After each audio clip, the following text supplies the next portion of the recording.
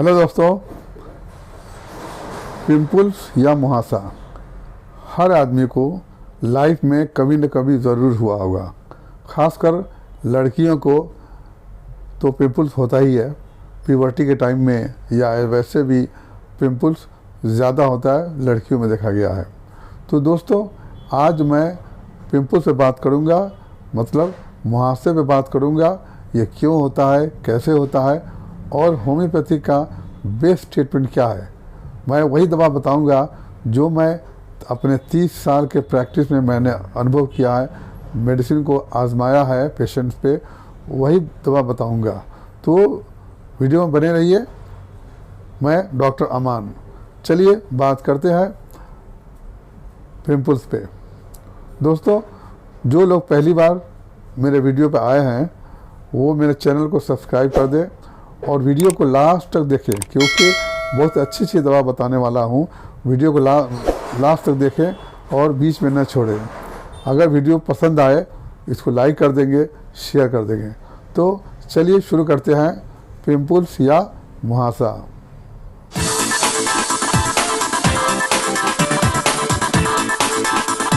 Pimples, मुहासा, ये चेहरे पर होने वाले दाना या फुंसी को पिंपल्स कहते हैं या मुहासा कहते हैं या फिर एक्नी कहते हैं। ये कैसे क्यों होता है?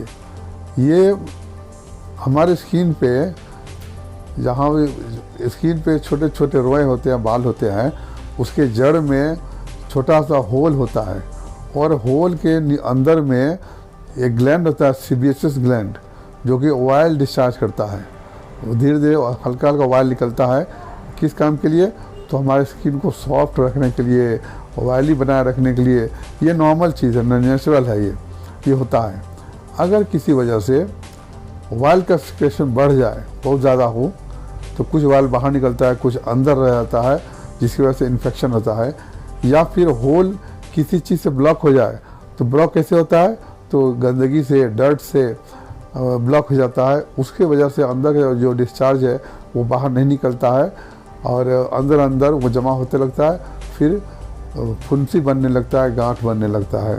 उस वजह से भी पिंपल्स होता है। तीसरा कारण हो सकता है कि बैक्टीरिया की वजह से ब्लॉक हो जाए, फुल ब्लॉक हो जाए, या फिर डेड सेल से, बैक्टीरिया से ब्लॉक हो जाए, तो अंदर अंदर जो सिक्रेशन जो है जमा होते रहता है और उसमें बैक्टीरिया इन्फेक्शन करता है, फिर पस फॉर्म होता है, फिर ज़ख्म हो जाता है। तो ये ऐसे होता है पिंपल्स। तो अब आइए समझते हैं कि ये कंडीशन क्यों होता है। तो सबसे पहला कि ये हार्मोनल इम्बैलेंस की वजह से होता है। प्यूबर्टी के टाइम में या प्रेगनेंसी के टाइम में हार्मोन का में बहुत सा चेंजेस आता है, जिसकी वजह से ऑयल का डिस्चार्ज बढ़ जाता है, फिर पिंपल्स होता है या फिर एक्नी होता है, मुहासा होता है। दूसरा कंडीशन है, जिन औरतों को, जिन लेडीज़ को PCOS या PCOD है, उन लोगों को भी ज़्यादा पिंपल्स होता है, ज़्यादा मुहासा होता है। तीसरा कारण होता है, अच्छे से आप नींद ना सोएं, अच्छी से नींद ना आवे, उसकी वजह से होता है। फिर उसके अगर कोई स्मोकिंग करता है, सिगरेट स्मोकिंग करता है, उनको भी पिंपल्स होता है। या फिर एंजाइटी से, स्ट्रेस से भी पिंपल्स होता है। कुछ ऐसे ड्रग्स है जिनको लेने से पिंपल्स होता है, जैसे कि एंटी कन्वर्सन, जिसको कन्वर्सन होता है, उसकी दवा लें, या बर्थ कंट्रोल के लिए औरतें जो टैबलेट लेती हैं उसकी वजह से हो, या फिर स्टेरॉइड लेने से होता है। एक डाइट भी बहुत सा रोल अदा करता है पिंपल्स होने में।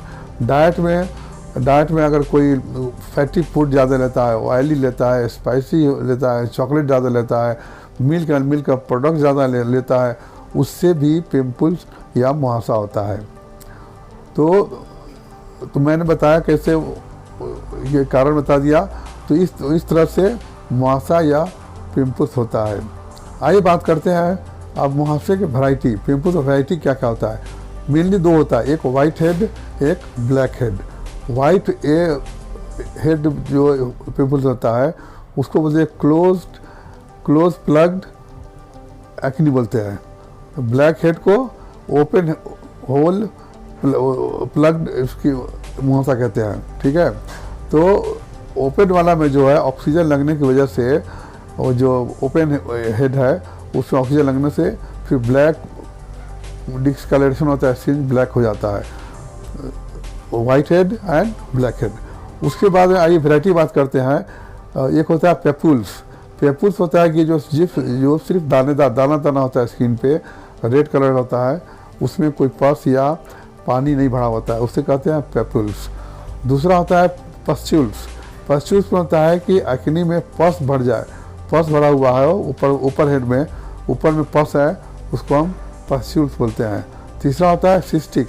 सिस्टिक में अंदर एक सिस्ट थैली टाइप बन जाता है जिसमें पस भरा रहता है। चौथा होता है नोड्यूल्स, जिसमें स्किन के अंदर डिस्चार्ज जमा होता है और अंदर में बड़ा गांठ बन जाता है, उसे कहते हैं नोड्यूल्स। तो चलिए अब बात करते हैं इसका ट्रीटमेंट। होम्योपैथिक ट्रीटमेंट बताऊंगा, होम्योपैथिक दवा बताऊंगा। दवा वही बताऊंगा जो मैंने अपने 30 साल के प्रैक्टिस में उसको आजमाया है। मैं किताबी बातें नहीं करता, जो क्लिनिक में आजमाया हुआ है वही दवा बताता हूँ।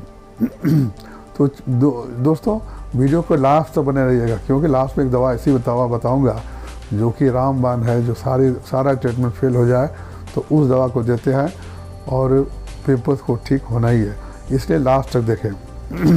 सबसे पहली दवा जो है वो है हिपरसल्फ। हिपरसल्फ में मुहासे में पस भरा हुआ रहता है और स्किन बहुत ज़्यादा सेंसिटिव होता है, पेशेंट टच नहीं करने देगा। अगर पिंपल्स निकला हुआ है, मुहासा है, तो पेशेंट को टच करने में बहुत ज़्यादा पेन होता है। और उसका पस डिस्चार्ज कैसा होता है, तो ब्लड मिक्स पस डिस्चार्ज होता है। एक दूसरी दवा है इसी से मिलती जुलती, वो है कैलकरिया सल्फ। कैलकरिया सल्फ में भी पस जो है वो ब्लड के साथ मिक्स होकर निकलता है, मगर हिपर सल्फ में जो हाइपर सेंसिटिव है, बहुत ज़्यादा पेन है, पेशेंट टच नहीं करने देता है, वो चीज़ कैलकरिया सल्फ में नहीं है। तो हिपर सल्फ कैलकरिया सल्फ का आपने डिफरेंस देख लिया। दोनों को 30 में देते हैं, 30 देते हैं, दिन भर में 3 बार उसको रिपीट करेंगे तो पिंपल्स बहुत जल्दी ठीक हो जाता है। उसके बाद में दवा आती है नेट्राम्योर। नेट्राम्योर का सिम्टम है कि जो पिंपल्स है वो चीक पे होता है, दोनों साथ चीक पे होता है, स्किन ऑयली होता है, खासकर लड़कियों में, औरतों में नेट्राम्योर बहुत काम आती है। स्किन ऑयली है और एरप्शन है, खुजली होता है, इचिंग होता है, और इसकी जो पेशेंट है वो बहुत ज़्यादा एंजाइटी में, स्ट्रेस में, डिप्रेशन में रहती है। ये जो पेशेंट है वो नमकीन चीज़ खाना, स्पाइसी फूड खाना ज़्यादा पसंद करती है और साथ में हेडेक लगा रहता है, और ये ऐसी पेशेंट जो है अकेला रहना पसंद करती है। तो ऐसे पेशेंट को हम नेट्राम्योर देते हैं। उसके बाद जो दवा है, उसके बाद दवा आती है सल्फ़र।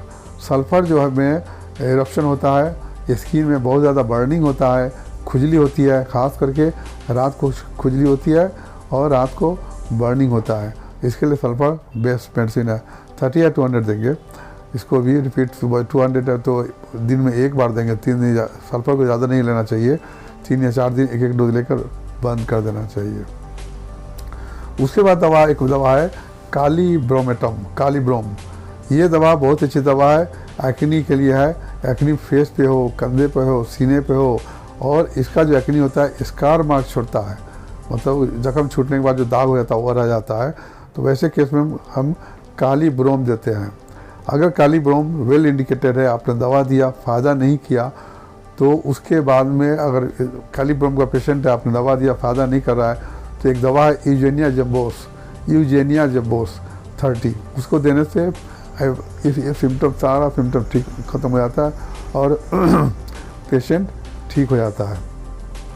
अब एक और दवा है, वो है सलीशिया में पस बहुत ज़्यादा डिस्चार्ज होता है। इसका पस जो होता है बदबूदार होता है, पेशेंट चिली होता है, मतलब उसको ठंड बर्दाश्त नहीं होता है। ठंड के दिनों में इसका पिंपल भी बढ़ जाता है और पेशेंट ज़्यादा परेशान होता है, अपने आप को कपड़े से कवर करके रखता है, क्योंकि इसे ठंडा बर्दाश्त नहीं होता है और पस फॉर्म होता है पिंपल्स में। तो उस पेशेंट को हम लोग सलीशिया देते हैं। उसके बाद में एक दवा है जो कि अगर एंटीम क्रूड में आपका जब पिंपल्स में आप टच करेंगे फेस को, फेस गर्म रहता है और पेशेंट को बर्निंग फील होता है, तो उसको हम लोग एंटीम क्रूड देते हैं 30 या 200। तो ये सब दवा से पिंपल्स ठीक हो जाता है। जैसा कि मैंने बताया था, लास्ट में एक दवा बताऊंगा जो कि रामबाण है, जो सारा कुछ दवा देने के बाद में ठीक ना हो तो ये दवा देते हैं। वो दवा, उस दवा का नाम है सोरिनम 200। सोरिनम 200 देते हैं वैसे पेशेंट को जो एलोपैथिक, आयुर्वेदिक, होम्योपैथी सब कुछ ट्रीटमेंट करके हार गए हैं, ठीक नहीं हो रहा है, तो हम सोरिनम देते हैं। सोरिनम का कैसा रहता है पिंपल्स, तो वह पस होगा, पस भरा रहता है, पस भी पेपुल्स भी हो सकता है, पस्चुल भी हो सकता है, पस हो नहीं हो। उसके बाद में ये दवा देने से बहुत फ़ायदा होता है। ऐसा पेशेंट जिसको पिंपल्स है वो ठंड बर्दाश्त नहीं होता है, विंटर सीजन में ज़्यादा बढ़ जाता है इसका, और इसको थोड़ा भी अगर अपना पार्ट को ओपन रखे, खुला रखे तो सर्दी जुकाम हो जाता है। और सोरिनम का पेशेंट का स्किन ऑयली होता है, ऑयल ज़्यादा डिस्चार्ज होता है, जिसकी वजह से पस फॉर्म होता है। तो सोरिनम जो दवा जो है बहुत ही अच्छी दवा है। ये दवा देने के बाद में 90% पिंपल ठीक हो जाता है। तो इसका 200 देंगे, बहुत ज़्यादा उसका डोज नहीं देते हैं। 200 का एक डोज रोज़ 3 डोज देंगे, उसको इंतज़ार करेंगे, अब फिर 15 डेज बाद या 1 मंथ बाद फिर रिपीट करते हैं। तो सोरिनम से 90% केसेस को मैंने क्लिनिक में ठीक होते हुए देखा है, और मैं यही दवा ज़्यादा यूज़ करता हूँ। इससे फिर अलग सिम्टम फिर अलग दवा यूज़ करता हूँ, लेकिन सोरिनम को सबसे ज़्यादा मैं यूज़ करता हूँ, और इससे बहुत ज़्यादा फ़ायदा होता है। किसी भी तरह का पिंपल्स हो और ठीक नहीं हो रहा हो, ट्रीटमेंट बहुत किया, तो लास्ट में ये दवा देने से पेशेंट ठीक हो जाता है। ट्रीटमेंट के साथ साथ में आपको फूड हैबिट भी चेंज करना पड़ेगा। Spicy food, oily food, fatty food, chocolate, milk and milk product, इसको अवॉइड करना पड़ेगा, तब आप जल्द ठीक हो सकते हैं। तो दवा के साथ में आप डाइट भी ठीक कीजिए तो आप जल्दी ठीक हो सकते हैं। उम्मीद है ये वीडियो आपको अच्छा लगा होगा, बहुत सी जानकारी मिली होगी। तो अगर वीडियो अच्छा लगा है तो लाइक करें, शेयर करें, और मेरे अगले वीडियो के लिए इंतज़ार करें। Thank you.